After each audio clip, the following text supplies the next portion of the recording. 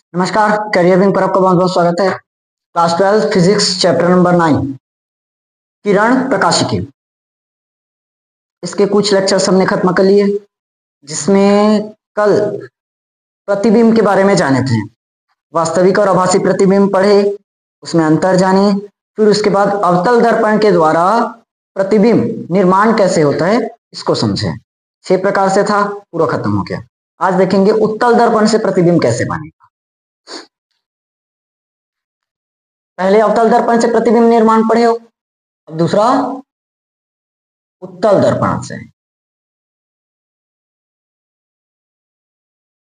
ये उतना खास इंपॉर्टेंट नहीं है, ये नहीं आता, लेकिन समझ ले रहा हूं।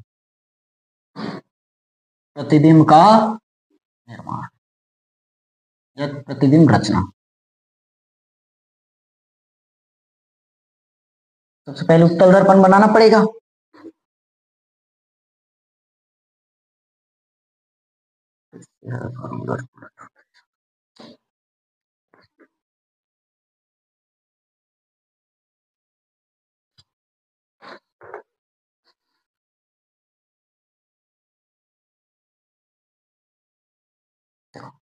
ये हो गया एक उत्तल दर्पण। उत्तल दर्पण में अंदर का पृष्ठ कैसे रहेगा? दबा हुआ पृष्ठ, अपारदर्शी यानी कि पॉलिशदार। अपारदर्शी का मतलब पॉलिशदार होगा।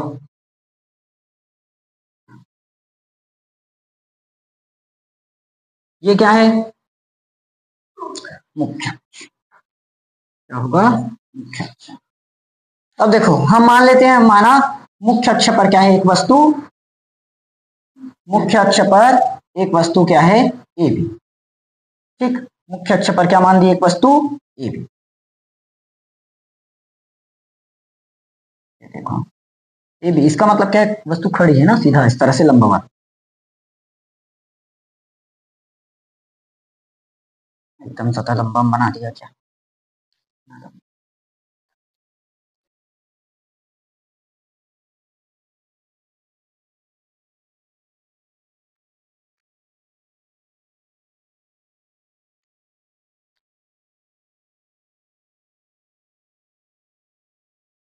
ए और अब ये जानते हैं मुख्य अक्ष से क्या होती है? मुख्य अक्ष के समांतर एक प्रकाश की किरण चलेगी। तो ये मुख्य अक्ष के समांतर प्रकाश की किरण चली। अब ये क्या होगा? दर्पण से टकराया, फिर उसके बाद उसी दिशा में वापस मुड़ जाएगा। इस बार पीछे जाएगा क्या? पीछे तो जा नहीं सकता, क्योंकि चमकीला वाला पृष्ठ ये है, तो आर पर कहाँ जाएगा? ये तो अपारदर्शी है, तो ये मुड़ेगा किरण से। पहला चीज समझ में आया। मुख्य अक्ष के समांतर चलने वाली प्रकाश की किरण क्या हुआ? दर्पण से परावर्तित हुआ। परावर्तित होने के बाद एक दूसरी दिशा में मुड़ जाती है। इसको नाम दे दे एम और इसको ओ। तो दर्पण से परावर्तन के पश्चात एम ओ दिशा में चली जाती है। समझ में आया? उसके बाद अब देखो, ये वाली किरण तो इधर चली गई, तो कहीं पर मिल पाया क्या? इधर भी नहीं मिला। अभी तो दूसरा किरण भी चलेगा, दूसरा किरण भी चलेगा, तो वो कुछ इस प्रकार से चलेगा। समझ में आया? दूसरी किरण, सबसे पहले ए भी एक वस्तु है, वो भी उत्तल लेंस के बाईं ओर, मतलब दर्पण की ओर क्या है? एक वस्तु ए बी। ए से चलने वाली प्रकाश की किरण, मतलब मुख्य अक्ष के समांतर, ए से चलने वाली प्रकाश की किरण मुख्य अक्ष के समांतर क्या होती है? अपतित। दर्पण पर अपतित होती है और परावर्तन के पश्चात एमओ दिशा में चली जाती है। तथा ए से ही चलने वाली दूसरी किरण, ए से चलने वाली दूसरी किरण देखो क्या होगी? ये पूरा तो पार नहीं करेगा, ये पूरा पार नहीं कर पाएगा ना, क्योंकि बाहर का पृष्ठ कैसे है? पॉलिश हो चुका है। तो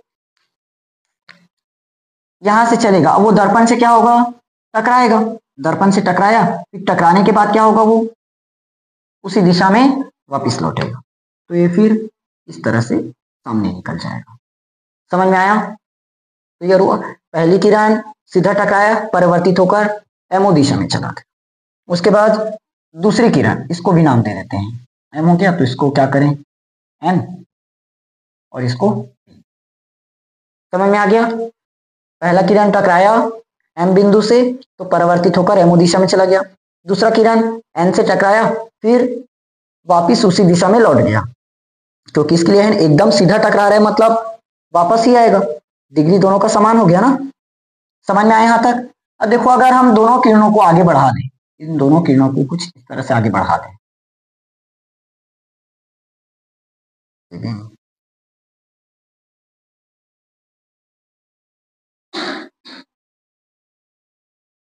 थोड़ा सा गलत हो रहा है,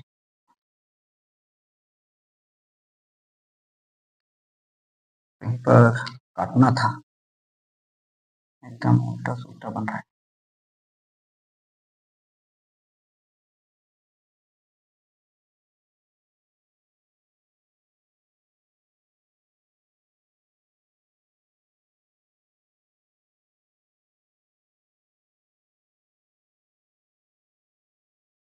ठीक, इसको जब पेन से बनाओगे ना कॉपी में तो स्केल से खींचकर अच्छे से बनाना बन जाएगा। इसको क्या नाम दिए थे?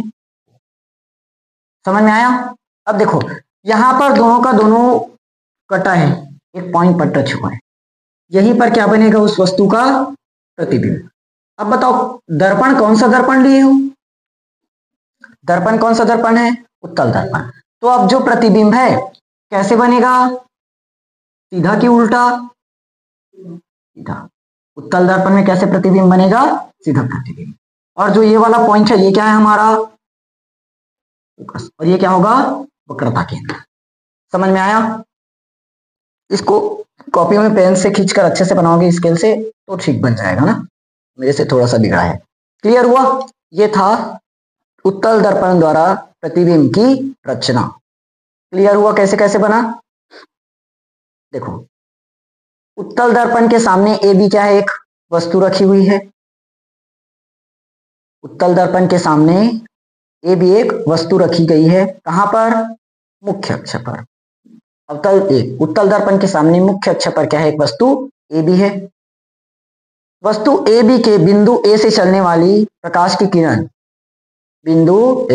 वस्तु ए बी के बिंदु ए से चलने वाली प्रकाश की किरण मुख्य अक्ष के समांतर उत्तल दर्पण पर क्या होती है?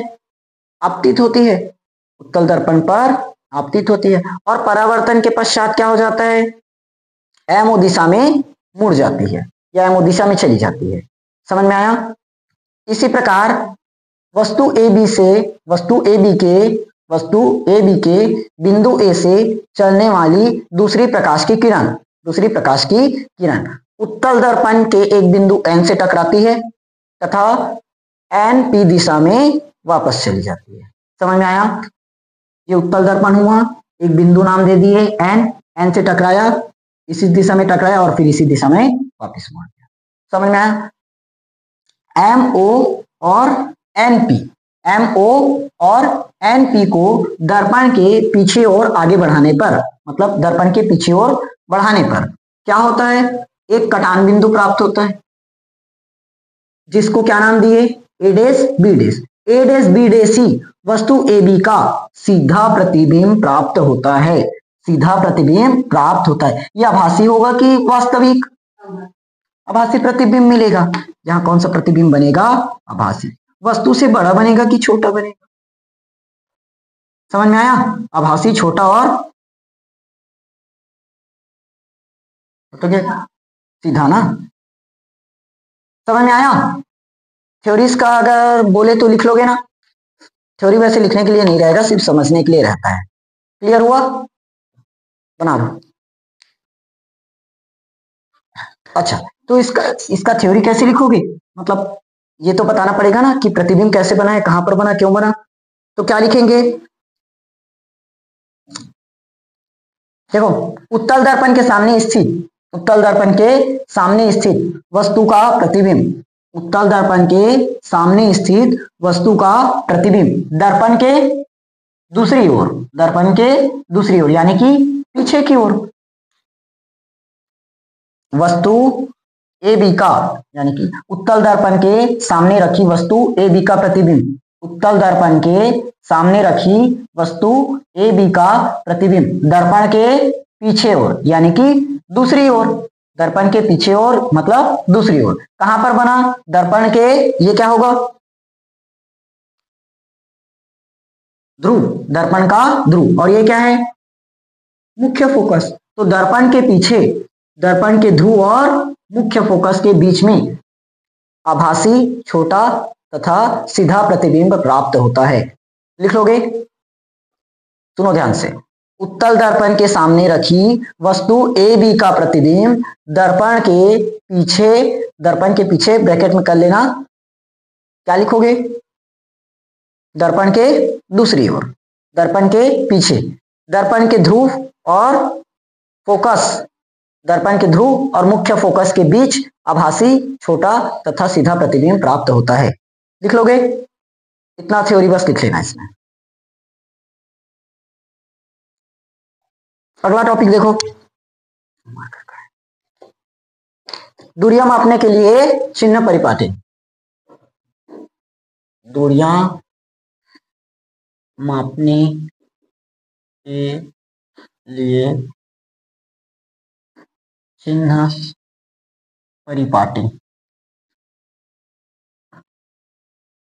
दूरियां मापने के लिए चिन्ह परिपाटी। मैं पहले इसका चित्र बना देता हूं, उसके बाद समझा देता हूं। ये हो गया डायग्राम, चित्र। देखो समझो अब, दूरियां मापने के लिए चिन्ह परिपाटी। डायरेक्ट पेपर में क्वेश्चन ऐसे पूछते नहीं है, दूरियां मापने के लिए चिन्ह परिपाटी दर्शाइए कर, लेकिन इसका उपयोग सभी दर्पण में होगा, क्योंकि सामने पढ़ेंगे तो हर जगह इसका उपयोग मिलते चलेगा, इसीलिए एकदम ध्यान से समझना। देखो, दूरियां मापने के लिए चिन्ह परिपाटी। जैसे दर्पण के सामने हम क्या करते हैं, कोई भी एक वस्तु रखते हैं, फिर उस वस्तु का क्या मिलता है अपने को? प्रतिबिंब, उस वस्तु का प्रतिबिंब। तो ये देखना है कि वस्तु का जो प्रतिबिंब है और वस्तु रखे कहाँ है, प्रतिबिंब किधर मिल रहा है, उसके हिसाब से पॉजिटिव या निगेटिव डिसाइड करना होगा। समझ में आया? वस्तु हमेशा दर्पण के पीछे और रहेगा कि दर्पण के आगे की ओर? दर्पण के अगर पीछे रख दोगे तो कहां से रिफ्लेक्ट होगा, कहां से वो परावर्तित होगा? दर्पण के हमेशा आगे रखना है, जहां से चमकदार पृष्ठ है। चमकदार पृष्ठ के हमेशा सामने रखेंगे, तभी तो प्रतिबिंब बनेगा। क्या अगर ये दर्पण हो गया और इसके पीछे रख रहे हो तो प्रतिबिंब कैसे बनेगा? तो पहला पॉइंट क्या है, वस्तु को हमेशा कहां रखना है? वस्तु को हमेशा दर्पण के बाईं ओर रखा जाता है। समझ में आया? क्लियर हुआ? दर्पण के बाईं ओर। देखो ये कौन सा दर्पण है? अवतल दर्पण। तो अवतल दर्पण के बाईं ओर। ये कैसा दर्पण? उत्तल दर्पण। ये चमकदार पृष्ठ हुआ तो इसके भी बाईं ओर। समझ में आया? वस्तु को हमेशा कहां रखना है? बाईं ओर। दूसरा, अब जब भी हम दूरी नापेंगे, जब भी दूरी मापा जाएगा तो ये देखना रहेगा, क्या है? दर्पण का ध्रुव। सभी दूरियां दर्पण के ध्रुव से मापी जाएगी। समझ में आया? सभी दूरियां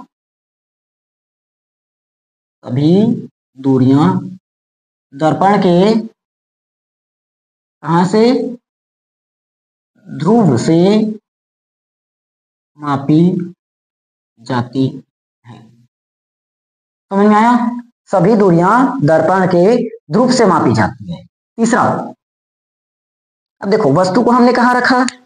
बाईं ओर रखा। वस्तु को कहां रखे? बाईं ओर। तो वहां से प्रकाश की किरण क्या होगी? अभी कई बार प्रतिबिंब पढ़े ना, अभी उत्तल दर्पण में भी पढ़ाया। ये भी एक वस्तु रहता है, उससे चलने वाली प्रकाश की किरण, यानी कि इस पर आपतित होता है। आपतित होने के बाद क्या होती है? परावर्तित होगा। तो आपतित, देखो आपतित प्रकाश की दिशा में क्या लेंगे? पॉजिटिव। आपतित प्रकाश की दिशा में पॉजिटिव, और आपतित प्रकाश की विपरीत दिशा में निगेटिव। देखो इस दिशा में आपतित होगा, इस दिशा में आपतित होगा तो वो कैसे होगा? पॉजिटिव। और इस दिशा में विपरीत हो रहा है, इसलिए क्या लेंगे? निगेटिव। समझ में आया? आपतित किरण की दिशा, आपतित किरण की दिशा क्या लेंगे? पॉजिटिव। आपतित किरण की दिशा पॉजिटिव और आपतित किरण की विपरीत दिशा में निगेटिव। विपरीत दिशा में क्या लेनी है? दूरी, निगेटिव। समझ में आया? आपतित प्रकाश की दिशा में क्या हो जाएगा? दूरी पॉजिटिव और आपतित प्रकाश की विपरीत दिशा में दूरी निगेटिव। क्लियर हुआ यहां तक? समझ में आया? अब देखो ये क्या है हमारा जो सेंटर ए वक्रता केंद्र और मुख्य फोकस को मिलाती है उस रेखा को क्या बोलते हैं? क्या बोलते हैं? वक्रता केंद्र और मुख्य फोकस को मिलाने वाली रेखा क्या होती है? मुख्य अक्ष नहीं कहलाता। वक्रता त्रिज्या तो ये होगा सी से पी तक की दूरी। देखो मुख्य अक्ष के लंबवत, मुख्य अक्ष के लंबवत ऊपर की ओर अगर दूरी माप रहे हैं तो वो लेंगे पॉजिटिव में। मुख्य अक्ष के लंबवत, मुख्य अक्ष के लंबवत अगर कोई दूरी नाप रहे हैं तो वो कैसे लेंगे? पॉजिटिव। और मुख्य अक्ष के लंबवत नीचे की ओर माप रहे हैं तब निगेटिव में। समझ में आया? मुख्य अक्ष के लंबवत अगर ऊपर की ओर दूरी माप रहे हैं तो पॉजिटिव, मुख्य अक्ष के लंबवत अगर नीचे की ओर दूरी माप रहे हैं तो निगेटिव। ये सब कब काम आएगा? जब सामने प्रतिबिंब मतलब न्यूमेरिकल सवाल में ज्यादा मिलेगा अभी। और जब अवतल दर्पण के लिए उत्तल दर्पण के सूत्र का निगमन करेंगे और पूरा का पूरा जब सामने लेंस का और दर्पण का जब सूत्र प्रयोग होगा तब इन सब चिन्ह परिपाटियों का उपयोग होगा। ठीक, समझ में आया यहां तक? चार कर लिए। वस्तु को हमेशा बाईं ओर रखना है। सभी दूरी ध्रुव से देखी जाएगी कि ध्रुव से दूरी कहाँ है। समझ में आया? तीसरा हमने क्या जाना? आपतित किरण की दिशा, आपतित किरण की दिशा उसमें दूरी क्या लेना है? पॉजिटिव। आपतित किरण के विपरीत दिशा में दूरी क्या लेना है? निगेटिव। चौथा, मुख्य अक्ष के लंबवत अगर ऊपर की ओर दूरी मापी जाती है तो पॉजिटिव। मुख्य अक्ष के लंबवत अगर ऊपर की ओर दूरी माप रहे हैं तो, मुख्य अक्ष के लंबवत अगर नीचे की ओर दूरी माप रहे हैं तो निगेटिव। समझ में आ गया यहां तक? देखो अब मैं एक चीज बताया था, याद होगा, ये 3 पॉइंट आपतित वाला लिखना है। आपतित किरण की दिशा में, आपतित किरण की दिशा में दूरी क्या होगी? पॉजिटिव और विपरीत में नेगेटिव। चौथा, अगर लंबवत ऊपर की ओर है तो, लंबवत ऊपर की ओर दूरी माप रहे हैं मतलब पॉजिटिव, और लंबवत अगर नीचे की ओर दूरी माप रहे हैं तब। समझ में आ गया यहां तक? अब देखो अवतल दर्पण की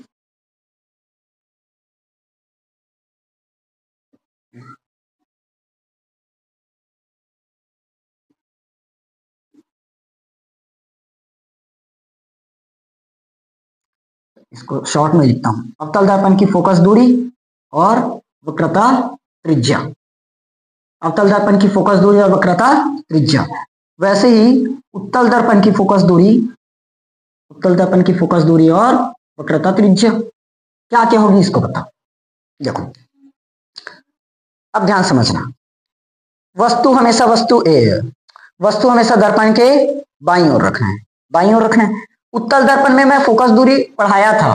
उत्तल दर्पण की फोकस दूरी क्या होती है? हमेशा पॉजिटिव। उत्तल दर्पण की फोकस दूरी पॉजिटिव और साथ में वक्रता त्रिज्या भी पॉजिटिव। अवतल दर्पण की फोकस दूरी और वक्रता त्रिज्या क्या होगी? निगेटिव। इसको पहले ही पढ़ा दिया था ना, जब मैं अवतल दर्पण और उत्तल दर्पण करा रहा था उस टाइम बताया था अवतल दर्पण की फोकस दूरी और वक्रता त्रिज्या क्या होगी? निगेटिव और इसकी पॉजिटिव। समझ में आया? उसके बाद अच्छा हाँ, वस्तु की दूरी को हमेशा किससे नापेंगे? वस्तु की दूरी, वस्तु की दूरी हमेशा दर्शाएंगे हम यू से। वस्तु की दूरी को किससे दर्शाएंगे? यू से। बताओ ये पॉजिटिव होना चाहिए कि निगेटिव? वस्तु की दूरी पॉजिटिव की निगेटिव? हमेशा निगेटिव आएगा। क्यों? वस्तु को हम रख कहाँ रहे हैं? दर्पण के बाईं ओर, और बाईं ओर में देखो पूरा का पूरा क्या आएगा? निगेटिव। ठीक, बाईं ओर एक चीज याद रख लेना, और अक्ष वाले से भी याद रख सकते हो, अगर दाईं ओर है मतलब पॉजिटिव, बाईं ओर है मतलब निगेटिव, तो बाईं ओर के लिए निगेटिव। अच्छा पढ़े हो ना, ये 0 और इधर क्या लेते हो पॉजिटिव और इधर निगेटिव, तो दाईं ओर के लिए पॉजिटिव और बाईं ओर के लिए निगेटिव। ये वस्तु को देखने का तरीका समझ में आया। अब बच्चा प्रतिबिंब, प्रतिबिंब की दूरी, प्रतिबिंब की दूरी, प्रतिबिंब की दूरी किससे दर्शाते हैं? प्रतिबिंब की दूरी को, प्रतिबिंब की दूरी को किससे दर्शाते हो?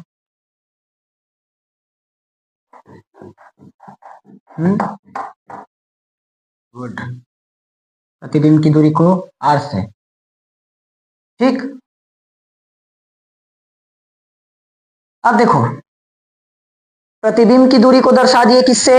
v से, लेकिन वास्तविक प्रतिबिंब के लिए और आभासी प्रतिबिंब के लिए फिर से नेगेटिव पॉजिटिव देखने की बात आ जाएगी। वास्तविक प्रतिबिंब के लिए दूरी क्या होगी? वास्तविक के लिए और आभासी के लिए, बताओ वास्तविक प्रतिबिंब के लिए जो दूरी है पॉजिटिव बनना चाहिए कि नेगेटिव? वास्तविक के लिए नेगेटिव और इसका पॉजिटिव। कारण बता सकते हो क्या कारण है? देखो वास्तविक प्रतिबिंब में जो वास्तविक प्रतिबिंब में जो प्रतिबिंब है वस्तु की ओर बनता है, और आभासी प्रतिबिंब में वस्तु, अभी उत्तल दर्पण में पढ़े थे, दर्पण के पीछे बना था, मतलब वस्तु के दूसरी ओर, वस्तु के दूसरी ओर बना था, इसलिए क्या आया? पॉजिटिव, और इसमें निगेटिव आया। समझ में आया? क्योंकि इस तरफ बनेगा, बाईं ओर बना मतलब निगेटिव और दाईं ओर बना मतलब पॉजिटिव। समझ में आया?